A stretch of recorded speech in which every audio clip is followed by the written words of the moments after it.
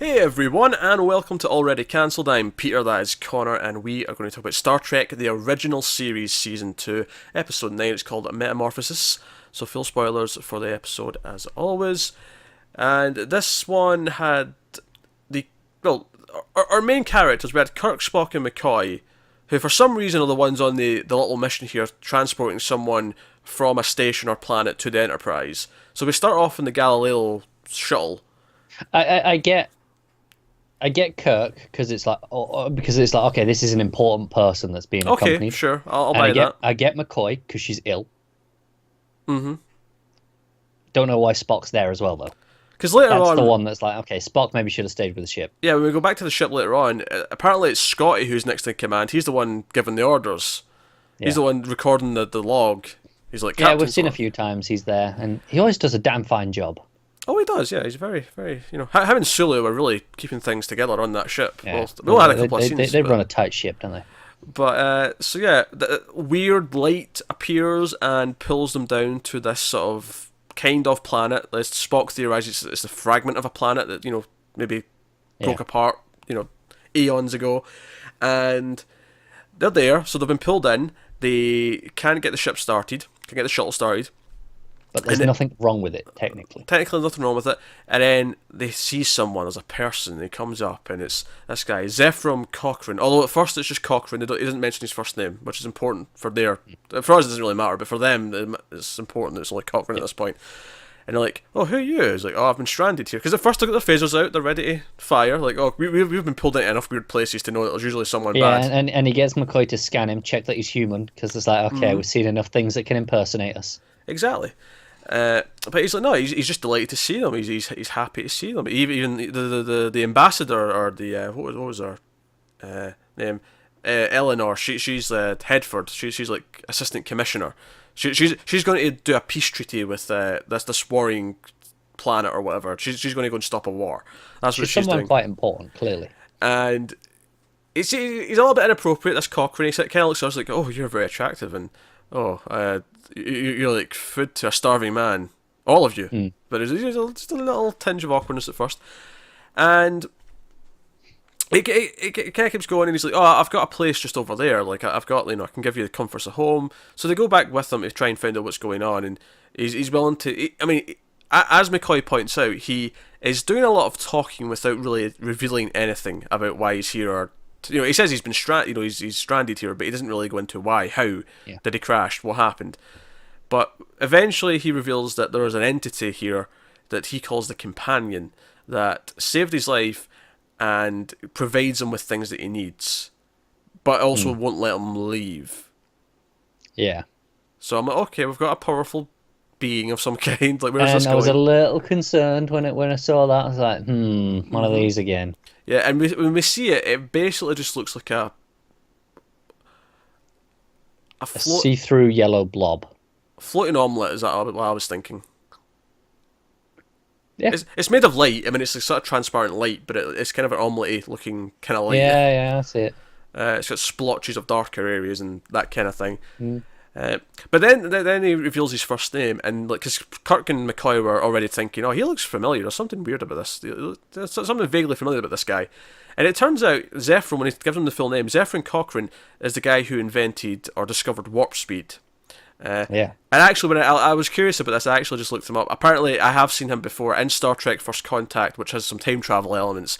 We see him when he's technically younger, but he's actually an older actor because it mentions, we find out that the companion put him back to about his mid-30s, so he'd stay that age forever.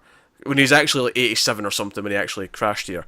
But he's like he was at the dawn of like proper space travel when all the advancements were being made. He's a big part of it, and there's a lot more of him mentioned later on. Like I say, First Contact. Apparently, he's brought up a lot in Enterprise and stuff like that. But he's a big figure in Trek history.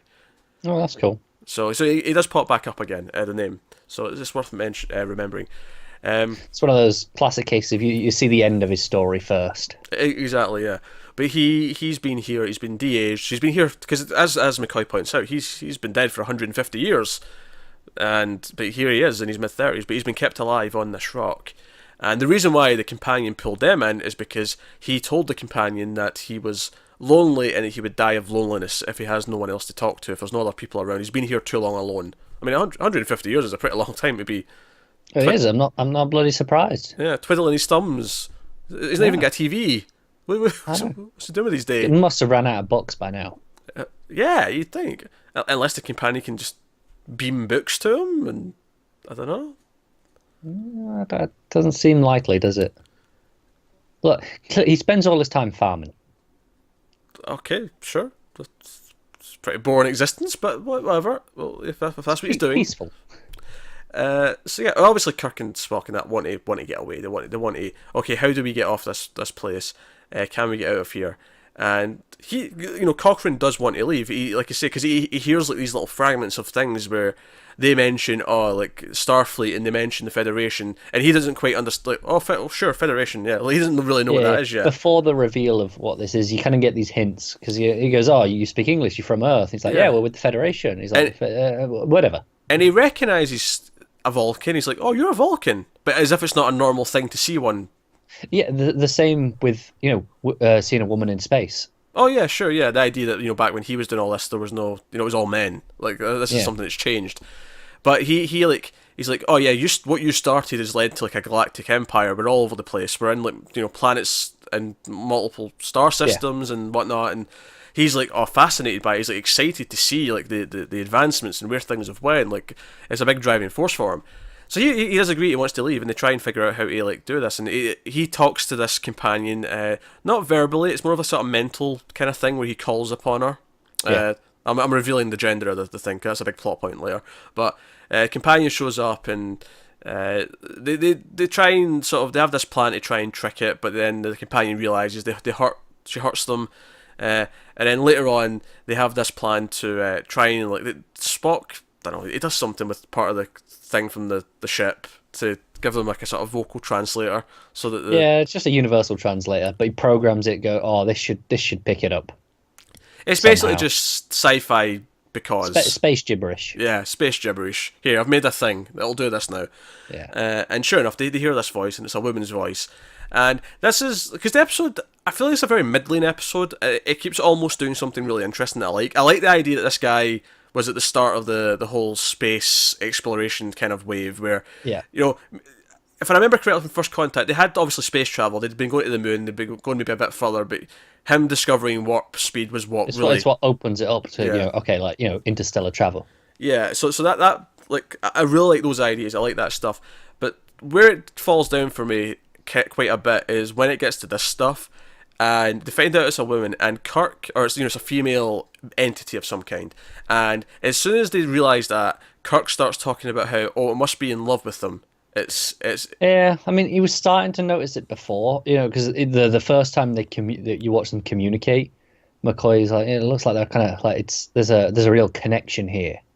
Oh sure, but just as soon as it's a woman, it's like, they must be lovers, and of course they are. And it just, I don't know, like all of it feels immediately just geared down that path. It feels like a very dated kind of mentality, the way the rest of the episode goes, where it does. Because Kirk even says, he specifically points out this line where he says, I mean, man and woman's just something that's always there across the cosmos. Like that's just the natural thing that happens, and that doesn't work. And I'm not even just talking about like same-sex couples and things like that. I'm talking about there's animals on Earth that don't have genders, like so. Yeah, or swap between them.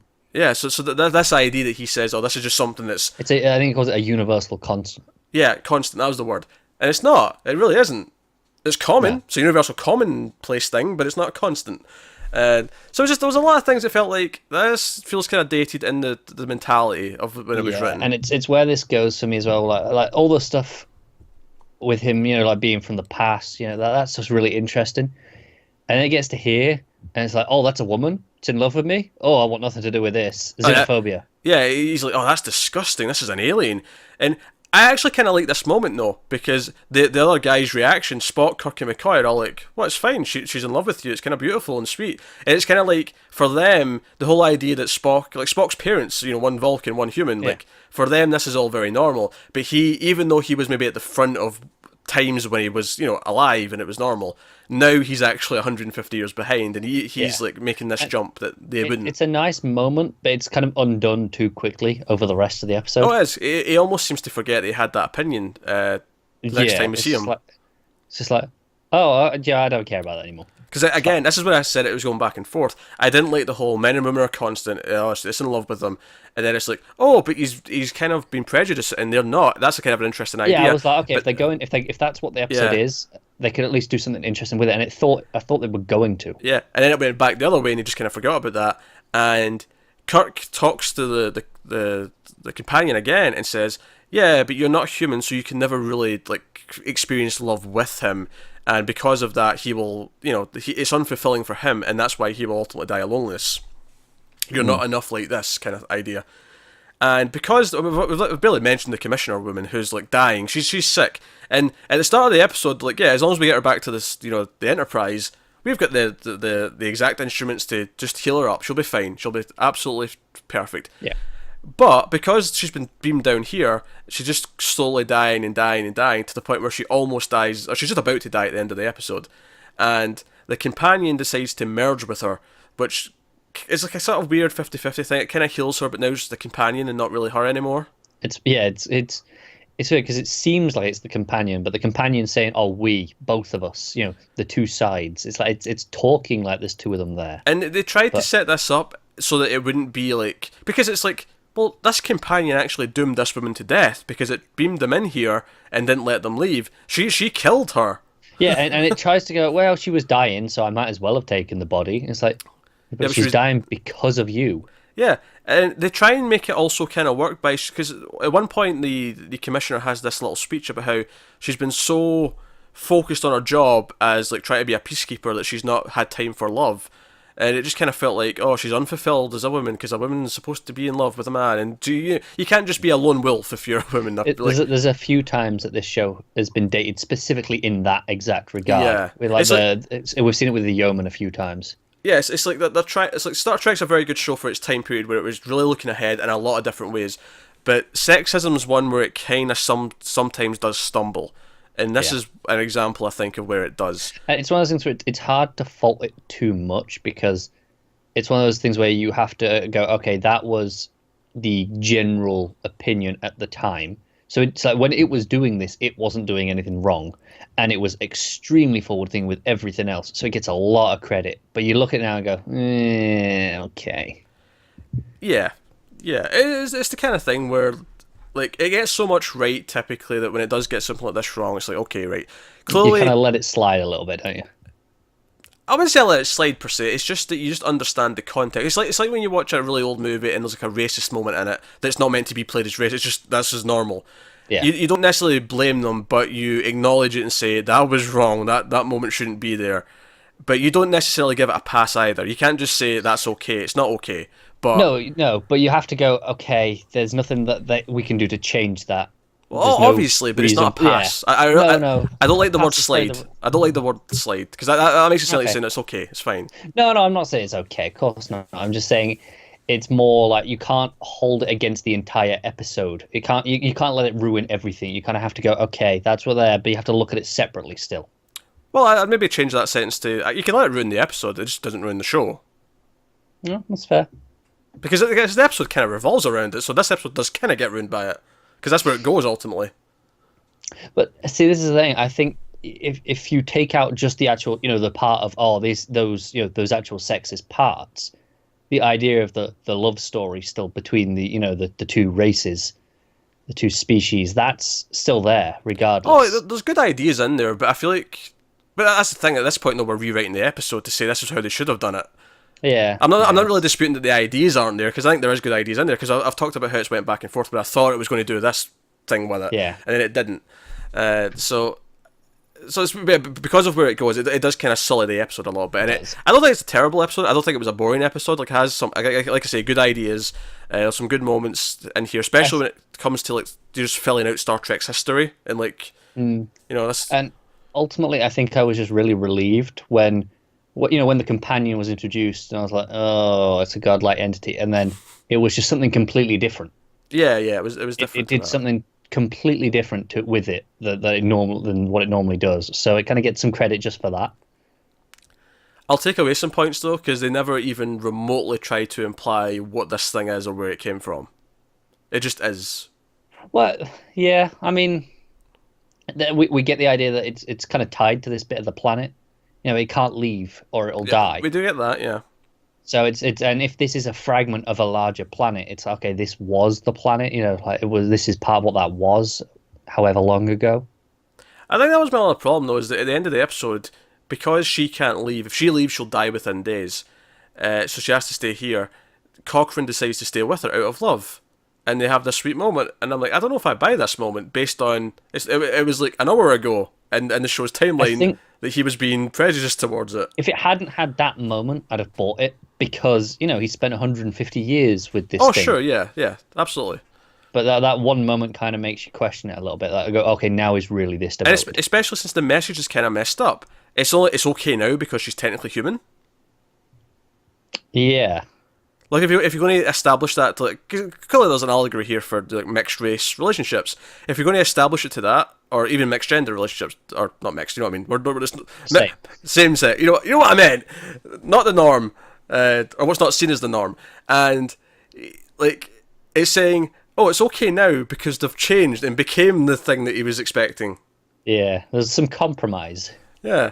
I don't want someone of that skin colour. Yeah, let's change your skin colour, and then it's okay. Then we can be a couple. That's the thing. If you take out that one moment of him being horrified, it works really well still in as the allegory, because it's like, no, she just wanted to be closer to him. She wanted to experience, she wanted to live a life with him and experience things properly. Yeah, so but works. At the same time, though, I actually like that scene where he's outraged. I think that's actually more interesting where the rest of the episode goes. It is. It's a real dilemma, isn't it?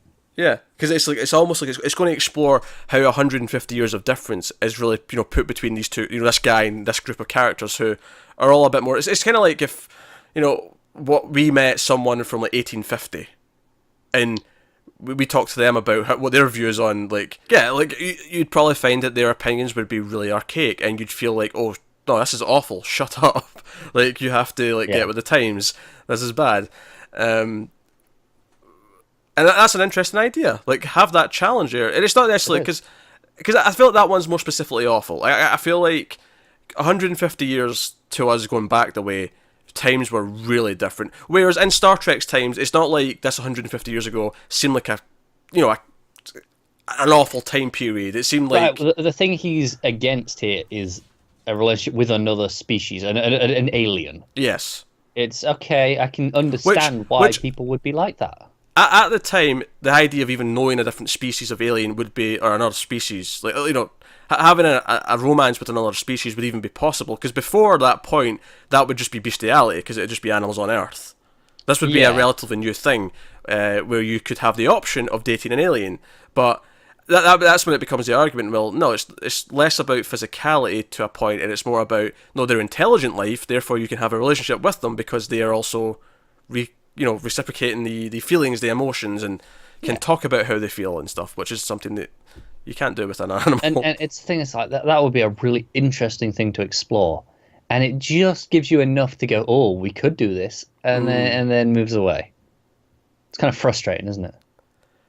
It is frustrating. It pokes at some interesting ideas, and then it doesn't really go down that path. Instead, it goes for this really sappy, really kind of sexist ending message that if you really think about it, is doesn't actually hold up, and it feels really. I mean, the whole idea of because you could look at it from the other side and say that she obviously, because even from her side, actually, she's been keeping him prisoner for 150 years. She's been keeping him captive. Yeah. So even from her side, there's this. And the point is supposed to be she's given up immortality, and he has given up, going and experiencing this new world. They're both giving up something to have this relationship. They're both sacrificing something that is important to them. That is, something that they want. Well, yeah, but I'm not even talking about that though. Before that though, it's not even that sweet, because she's been holding him prisoner for 150 years because she doesn't understand what she's doing. Yeah, that's true. So if you want to talk, if the point of the story was she becomes more human because she realizes that she can't understand how he feels, And you can maybe do something with that, and it wouldn't feel like it's this awkward message, but it bounces between two things, and because of that, we end up with this ending plot that just feels... It's a bit weird, isn't it? Weird's a nice way of putting it. Yeah, it is. I would just say it's downright...